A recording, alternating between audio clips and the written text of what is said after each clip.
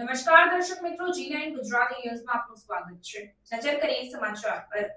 ઈડરના પૂર્વ ધારાસભ્ય અને રાજ્ય કક્ષાના મંત્રીના ભાઈના પુત્ર અચાનક બસનો દરવાજો ખુલી જતા નીચે પડવાના કારણે મોતને ભેટ્યા.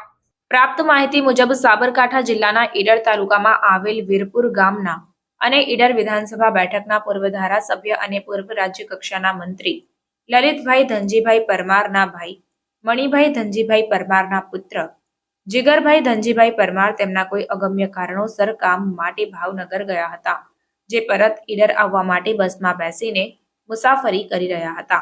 ત્યારે બસમાં ભારે ભીડ હોવાના કારણે બસના દરવાજા પાસે તેઓ ઊભા હતા, જે દરમિયાન અચાનક બસનો દરવાજો ખુલી જતા શરૂ બસમાંથી તેઓ નીચે પડી ગયા હતા, જેમને સારવાર અર્થે અમદાવાદ હોસ્પિટલ ખાતે લઈ જવામાં આવ્યા, જ્યાં તેમનું મોત નીપજ્યું હતું.